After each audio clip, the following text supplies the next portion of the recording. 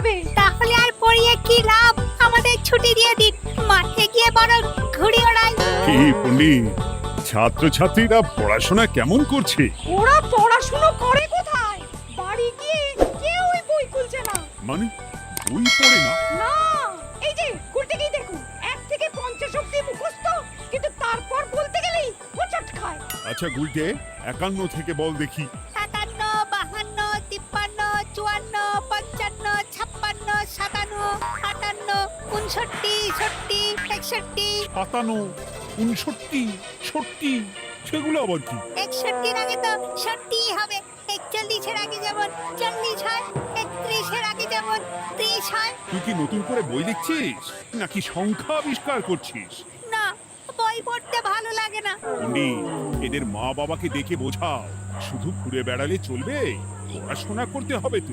আচ্ছা মহারাজ, আপনি যখন এত করে বলছেন, এবার থেকে আমরা মন দিয়ে পড়াশোনা করব। হ্যাঁ, আর বলিস না, তোদের গিন্নিমা আজকে চুনো মাছের চচ্চড়িটা যা বানিয়েছিল না, আহ, পুরো মাখন। গিন্নিমাতে এতদিন জানতাম সরষের তেল দিয়ে রান্না করতো, এখন কি মাখন দিয়ে রান্না করছেন নাকি? আরে দূর, মাখন দিয়ে রান্না করবে কেন? যাই হোক, বাদ দে। উফ, বিকেল বেলা আমাদের বাড়িতে চলে আসিস, তেলে ভাজা দিয়ে মুড়ি খাবো। আর সাথে একটু পেঁয়াজ কুচি আর শসা থাকলে একেবারে জমে যাবে। এ কি মন্ত্রী, তুমি এখানে দাঁড়িয়ে দাঁড়িয়ে গল্প করছো, কোনো কাজ নেই? রাজসভা তো একটু পরে শুরু হবে, তাই একটু ফাঁকা সময়ে। বুঝেছি। বেশি বকবক না করে রাজসভায় এসো, আজকে একটা গুরুত্বপূর্ণ আলোচনা আছে। ঠিক আছে, আমি আসছি। তাহলে বিকেলে চলে আসিস। হ্যাঁ হ্যাঁ মন্ত্রীমশাই, একদম চিন্তা করবেন না।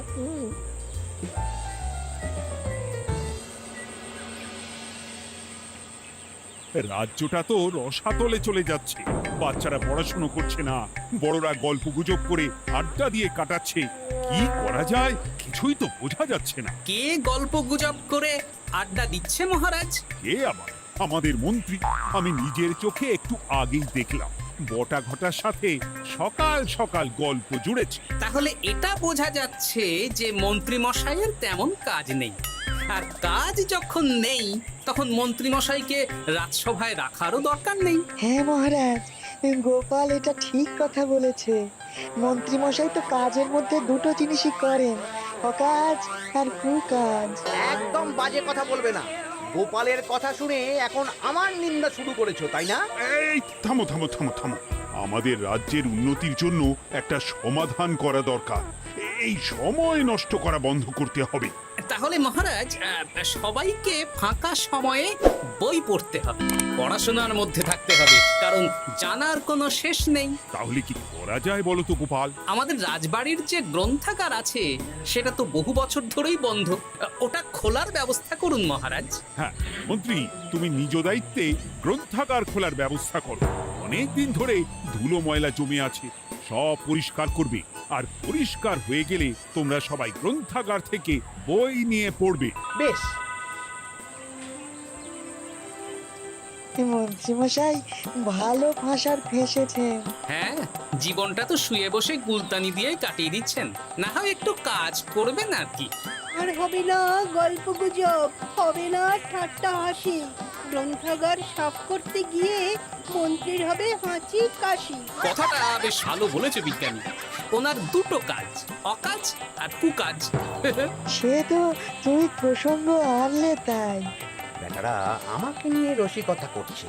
এই গোপালের বড্ড বার বেড়েছে, এমন চাল চালবো যে কেঁদে কুল পাবে না।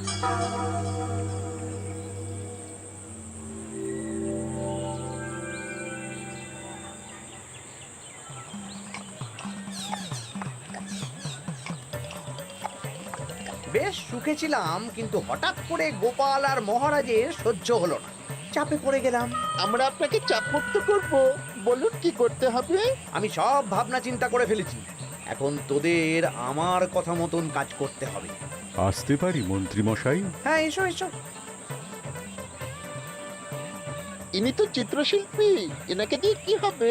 ইনিই তো আসল কাজ করবেন। শোনো, তা গোপালকে ভালো করে দেখে নিয়েছো তো? বিলক্ষণ। একটা পাতায় গোপালের ছবি আঁকতে হবে, ওপরে লেখা থাকবে কৃষ্ণনগরের ভবিষ্যৎ। একই গোপাল তো আপনার শত্রু, গোপালকে নিয়ে বই লিখতেন কেন? আমি বলছি, একটা পাতায় গোপালের একটা ছবি আঁকা হবে, যেখানে গোপালকে দৈত্য হিসেবে দেখানো হবে। বড় বড় দাঁত, বড় বড় কুলোর মতো কান। শোনো, নিচে একটু ফাঁকা রাখবে, যা লেখার আমি পরে লিখে দেব। আর আপনি মহারাজকে এই পাতাটা দেবেন? হ্যাঁ, আর বলবো যে গ্রন্থাগার পরিষ্কার করতে গিয়ে এই পুরনো পাতাটা পেলাম, তবে অনেক খুঁজেও বইয়ের বাকি অংশ কিচ্ছু পেলাম না মহারাজ। মহারাজ ওখানে দৈত্য বেশি গোপালকে দেখে ভাববেন রাজ্যের বড় বিপদ আসতে পারে, আর গোপালকে কোনো কারণ ছাড়াই তাড়িয়ে দেবেন। একদম তাই। কিন্তু একটা সমস্যা আছে। আবার কি সমস্যা? পুরনো পাতা বোঝাবেন কি করে? ছবি আঁকা হয়ে গেলে পাতাটা দুদিন রোদে ফেলে রাখবো, তারপর পাতার ধারগুলো একটু আঁকা বাঁকা করে কেটে দেব, সাথে আগুনের হালকা তাপ দিলে সাদা পাতা খুব তাড়াতাড়ি পুরনো দেখাবে। এটা ঠিক বলেছেন। আচ্ছা চিত্রশিল্পী, তাড়াতাড়ি ছবি এঁকে ফেলো। আমি কালকে সকালেই দিয়ে দেব। বেশ বেশ। আর বটা ঘটা, তোদের কালকে থেকে একটু আমার সাথে হাতে হাতে কাজ করতে হবে। হ্যাঁ, এসে আমরা আপনার সুখে দুঃখে পাশে থাকবো।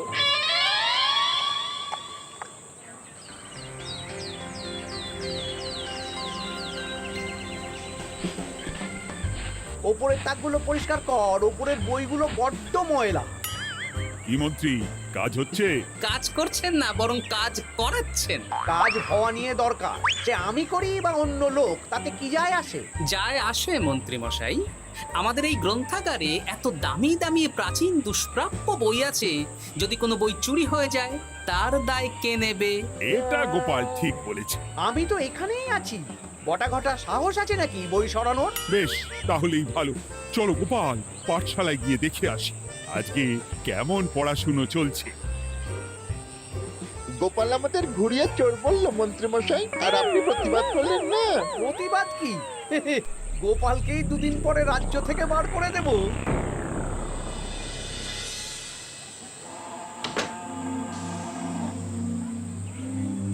মন্ত্রীমশাই, ছবি আঁকা হয়ে গেছে। কই দেখি দেখি দেখি। সাব্বাস, এই তো চাই।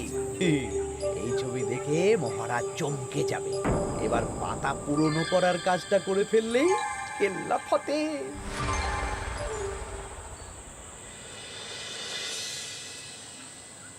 তা মন্ত্রী, গ্রন্থাগার পরিষ্কার করার কাজ শেষ? হ্যাঁ মহারাজ, তবে তবে কি? একটা পুরনো বইয়ের পাতা পেলাম। কি? এই এই দেখুন মহারাজ, আচ্ছা দেখি। অনেক পুরনো বইয়ের পাতা। একই মহারাজ, আপনি আমার দিকে তাকাচ্ছেন কেন? ওরে বাবারে, এই পাতায় কি লেখা আছে? পড়ছি, কৃষ্ণনগরে এক নবরূপী দৈত্য জন্ম নেবে, যার নামের আদ্য অক্ষর গ। সে শুরুতে লোকজনের উপকার করবে, কিন্তু তার বয়সকালে তার আসল রূপ ফিরে আসবে। ওই ব্যক্তি আসলে মানুষ নয়, সে এক দৈত্য। সে থাকলে কৃষ্ণনগরে নেমে আসবে সর্বনাশ। কৃষ্ণনগরের মানুষদের ধরে সে খাবে। তার আসল রূপের চিত্র প্রদর্শিত করা হলো। কই দেখি মহারাজ। দেখো, সত্যি তো, এই দৈত্যকে একদম গোপালের মতন দেখতে। মহারাজ, আমার মনে হয় যে গোপালকে এই রাজ্যে ঠাঁই দেওয়া একদম ঠিক হবে না। কোন দিন গোপাল মানুষ থেকে দৈত্য হয়ে আমাদের খেয়ে নেবে বলা তো যায় না। উল্টো পাল্টা কথা বলবেন না মন্ত্রী মশাই। ওই দেখুন মহারাজ, গোপাল কেমন রেগে উঠছে। এক্ষুনি দাঁত বেরোলে কিন্তু হিতে বিপরীত হয়ে যাবে। আরে কিসের হিতে বিপরীত? কই দেখি। দেখো দেখো, এ তো কোনো দুষ্প্রাপ্য বইয়ের পাতা, তাই মিথ্যে কথা লেখার সম্ভাবনা কম। বিশ্বাস করুন মহারাজ, আমি দৈত্য নই, আমাকে ফাঁসানো হচ্ছে। গোপালকে দূর করুন মহারাজ। কোনো অঘটন ঘটে গেলে কিন্তু আমাকে বলতে পারবেন না যে আমি আগে থেকে সাবধান করিনি। হ্যাঁ গোপাল, তুমি আর এই রাজ্যে থেকো না, আজ রাত্রেই চলে যাও। আমি জানি তো মানুষ অবস্থায় অনেক উপকার করেছো বা করছো, কিন্তু দৈত্য হয়ে উঠলে তখন রাজ্যের মানুষকে কি জবাবদিহি করব বলো? বিশ্বাস করুন মহারাজ, আমি মানুষ। চপ! এই কে আছো? গোপালকে ঘাট ধাক্কা দিয়ে বের করে দাও। যেন আজকের পর এই রাজ্যে আর না দেখি। মহারাজ এসব বিশ্বাস করলেন? মন্ত্রী মশাই জোর খাটালেন যে, কি আর করা যাবে। এখন যতদিন না কোনো উপায় হচ্ছে, এই রাজ্যের বাইরেই থাকতে হবে। তবে তবে কি? একটা সন্দেহ হচ্ছে বুঝলে। আগের বছর যখন বেতন বেড়েছিল, রাজসভা থেকে একটা চিঠি দিয়েছে, সেটা আছে? হ্যাঁ, আছে তো। দাও তো, যাওয়ার পথে একটু বিজ্ঞানীর বাড়িতে যাব বুঝলে।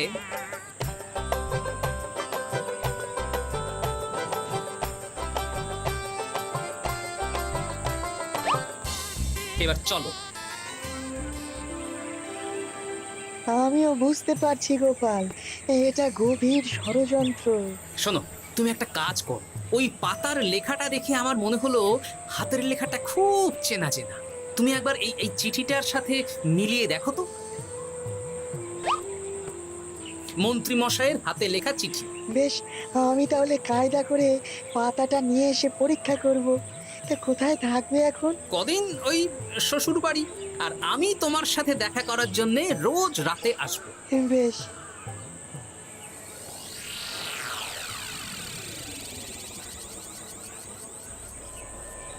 আসতে পারি মহারাজ? বিজ্ঞানী, এসো এসো এসো।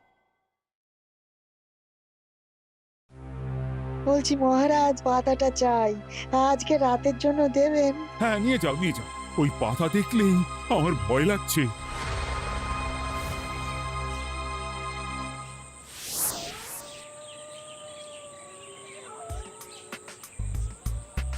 এ তো হাতের লেখা হুবহু এক, একদম মিলে যাচ্ছে। তার মানে এই হাতের লেখা মন্ত্রী মশাইয়ের, আর এই বই রোদে ফেলে রেখে হলুদ করা হয়েছে। আসতে পারি বিজ্ঞানী? এ কি, এ কে তুমি?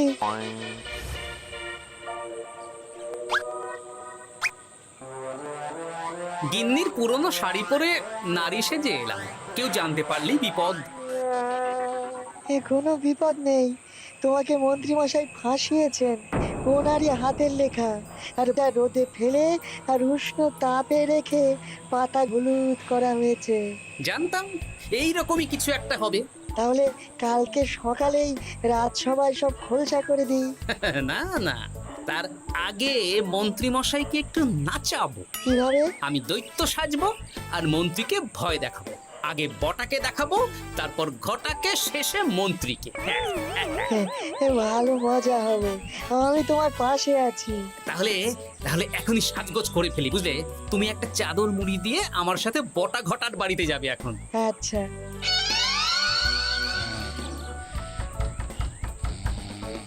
হে, এক ঘরটা দেখ না।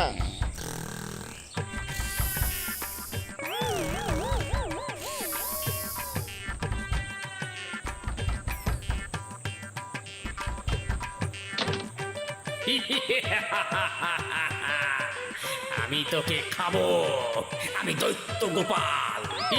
বাবারে, আসল দায়িত্ব কি করে হয়ে গেলে? পালাই, এই ঘরটা ওঠ। পালিয়ে কোথাও যেতে পারবি না,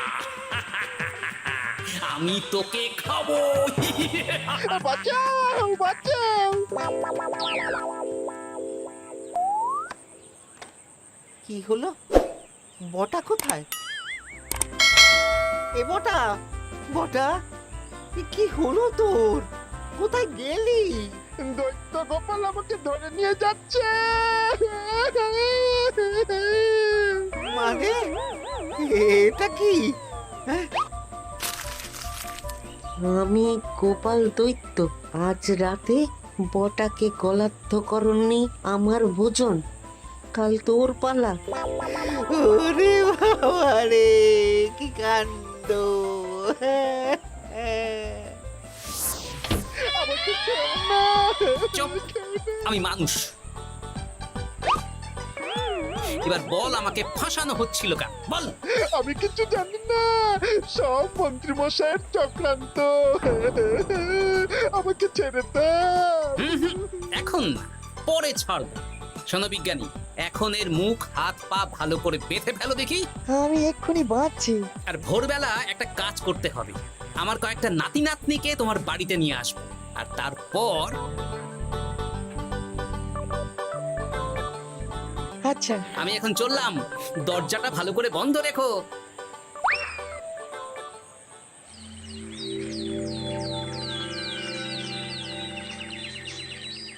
কি সব উল্টো পাল্টা বলছিস?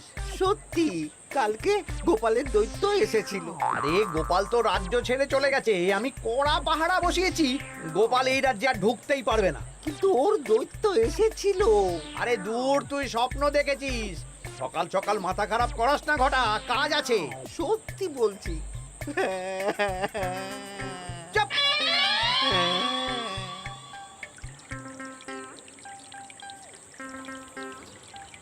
মহারাজ, আমি কানা ঘুষো খবর পেলাম বটাকে গোপাল দৈত্য কালকে রাতে তুলে নিয়ে গেছে।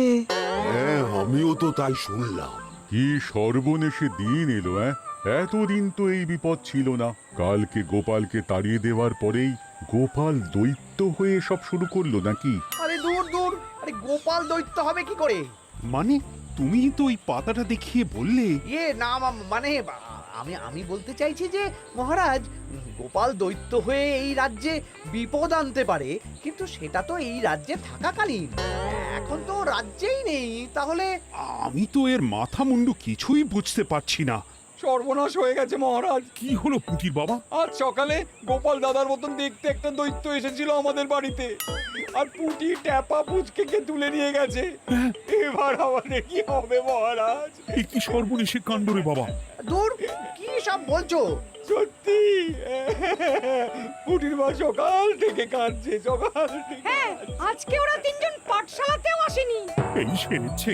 মহারাজ, গোপালকে তাড়ানোর পর থেকে তো দেখছি বিপদ শুরু হলো। এতদিন তো কোনো বিপদ ছিল না। সেনাপতি, তুমি তোমার প্রহরীদের নিয়ে গোপাল দৈত্যকে খুঁজে বের করার চেষ্টা করো। আচ্ছা মহারাজ। আর এই যে মন্ত্রী, বলুন মহারাজ। আজ থেকে রাজ্যের সব দোকান, বাজার, হাট অনির্দিষ্টকালের জন্য বন্ধ থাকবে। সবাই বাড়িতে থাকো, ঢেঁড়া পিটিয়ে দাও।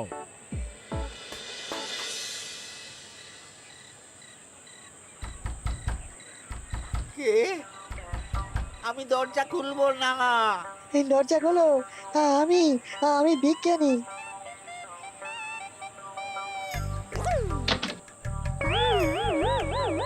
এবার আমি তোকে খাবো। আমাকে ছেড়ে দাও, আমাকে ছেড়ে দাও, ছেড়ে দাও, আমাকে ছেড়ে দাও। ছেড়ে না, ছিঁড়ে খাবো।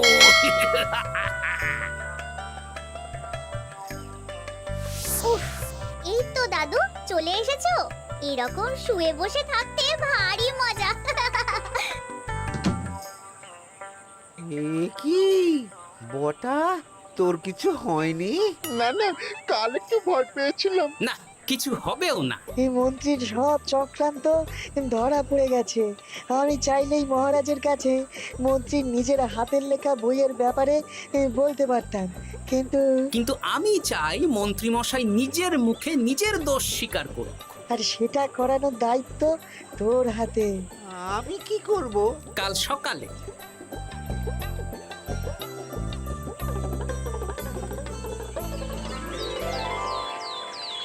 কালকে আবার ঘটাকে তুলে নিয়ে গেছে। ও সেনাপতি, তুমি কি করছো? আমি তো দেখতে পাইনি গোপালকে। দূর! মহারাজ, মহারাজ, কি ঘটা, কি অবস্থা তোর? অনেক কষ্টে পালিয়ে এসেছি। গোপাল খেতে গিয়েও খায়নি আমাকে। মানে ও বলছে আপনাকে খেতে চায়। গোপাল কি দৈত্য নাকি যে আমাকে খাবে? হ্যাঁ, ভয়ানক দৈত্য। এই তো আমি পাতাটা এনেছি, দেখো তো একবার। হ্যাঁ হ্যাঁ হ্যাঁ, এইরকম। ওরে বাবা, কি ভয়ানক! এই গোপালটা কি শুরু করেছে বলতো? গোপাল দৈত্য হবে কি করে? এই ছবির নিচের লেখাটা তো আমার, তুই জানিস না নাকি? না মানে কিছু না। তোমার লেখা মানে? না আমার লেখা না, মানে আমি খুঁজে পেয়েছি আর কি। আপনি সত্যি না বললে আমার কাছে কিছু প্রমাণও আছে মন্ত্রী মশাই, যে এই পাতার লেখাটা আপনার। হ্যাঁ, এটা মন্ত্রী মশাইয়ের লেখা, আমি সব জানি। এই তোকে বলতে বলেছি। না না না না না, এবার আমি বলবই, আগে আমার প্রাণ, তারপর আপনার মান। মন্ত্রী মশাই এই পাতাটা নিজে লিখেছেন, আর গোপালের ওই ভয়ানক ছবি একজনকে দিয়ে আঁকিয়েছেন। রোদে রেখে ও আগুনে উষ্ণ তাপে পাতাটা হলুদ করেছেন, আর ধারগুলো আঁকা বাঁকা করে কেটেছেন যাতে দেখে পুরনো মনে হয়। সব বাজে কথা। কোনো বাজে কথা না। এই দেখুন মহারাজ, মন্ত্রীর হাতের লেখা একটা চিঠি আর বইয়ের লেখা একদম এক।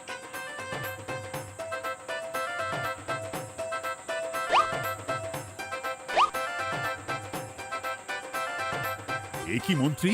ইয়ে না মানে কিন্তু গোপাল যদি সত্যিই দৈত্য না হয়, তাহলে বাচ্চাগুলোকে আর বটাকে কে ধরে নিয়ে গেল?